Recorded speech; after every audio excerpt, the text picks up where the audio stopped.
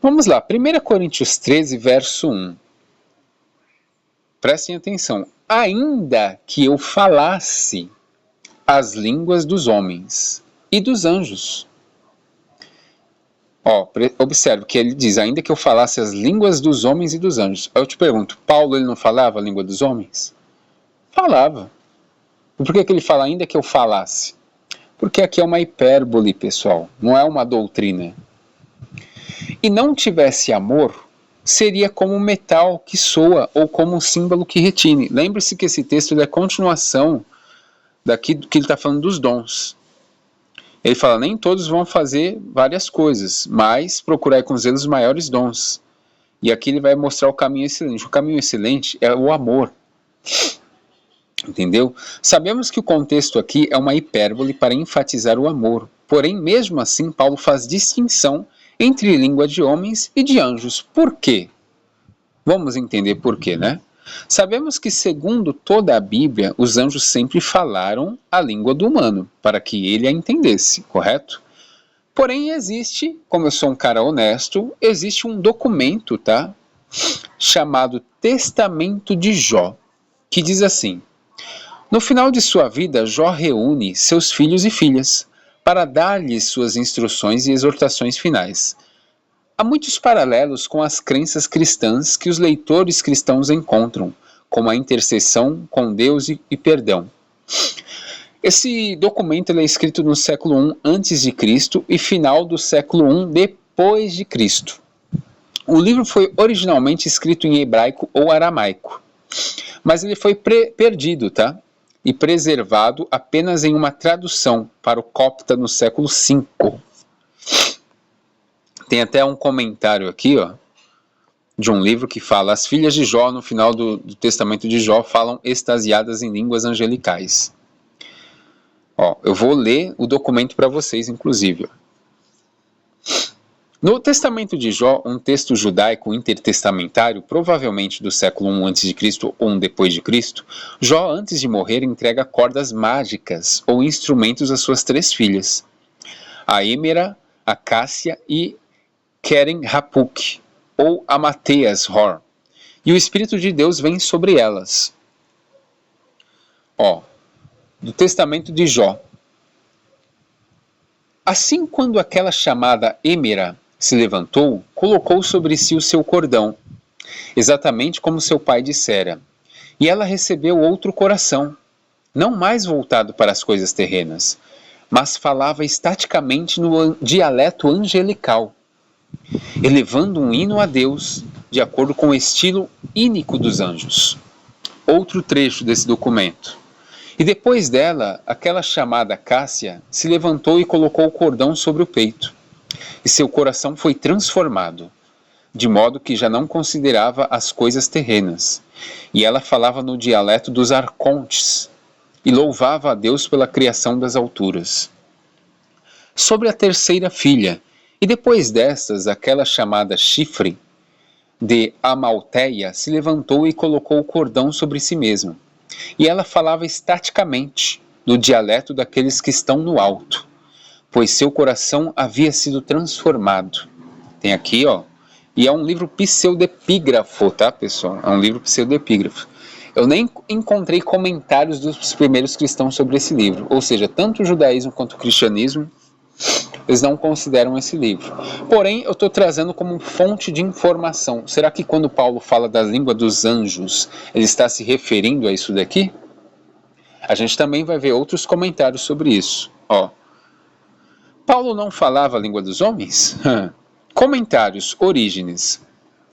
E talvez também os santos, quando tiverem alcançado a perfeição, venham a usar aquela linguagem pela qual os anjos também usam entre si. Comentário de Orígenes, tá? Sobre a fala de Paulo.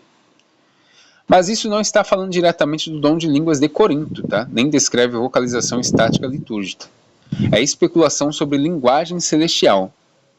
O problema histórico principal, quando os primeiros cristãos antigos explicam explicitamente o fenômeno de Atos dos Apóstolos, ou a primeira carta aos Coríntios, normalmente eles associam a idiomas mesmo, tá? A diversidade de línguas. João Crisóstomo.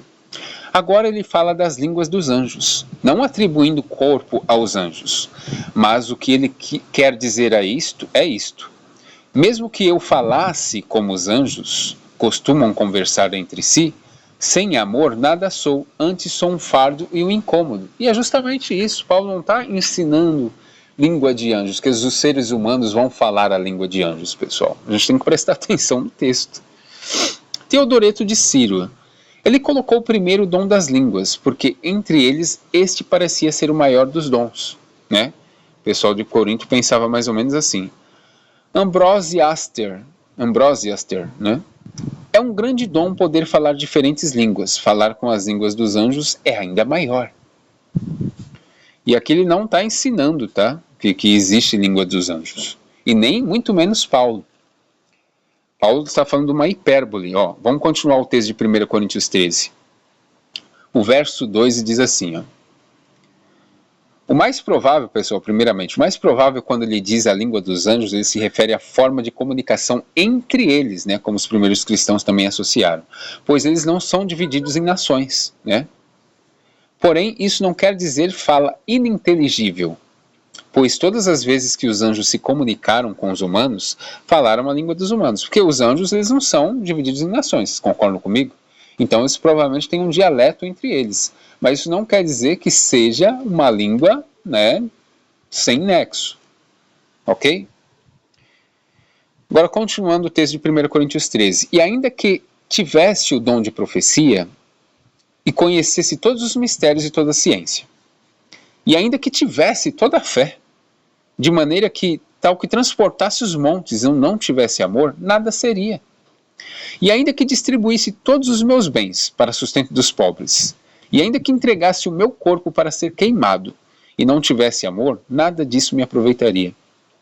O amor é sofredor, é benigno, o amor não é invejoso, o amor não se vangloria, não se ensoberbece, não se porta inconvenientemente, não busca os seus próprios interesses, não se irrita, não suspeita mal, não se regozija com a injustiça, mas se regozija com a verdade. Tudo sofre, tudo crê, tudo espera, tudo suporta. O amor jamais acaba, mas havendo profecias, serão aniquiladas, havendo línguas, cessarão, havendo ciência, desaparecerá. Porque em parte conhecemos, em parte profetizamos. Mas quando vier o que é perfeito, então o que é em parte será aniquilado. Né?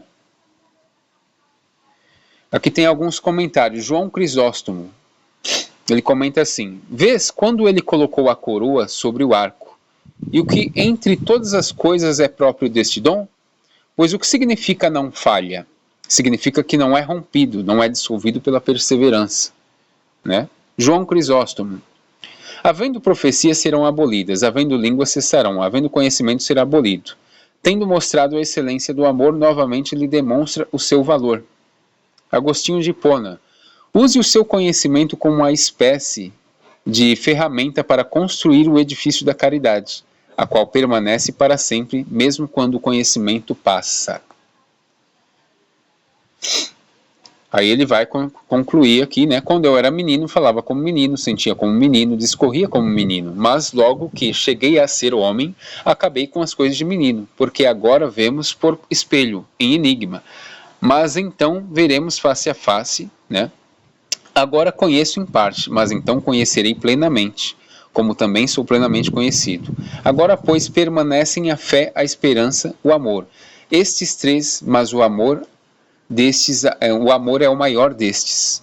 Ou seja, a ênfase de Paulo aqui em 1 Coríntios 13 é o amor. Ele não está ensinando uma doutrina de língua de anjos.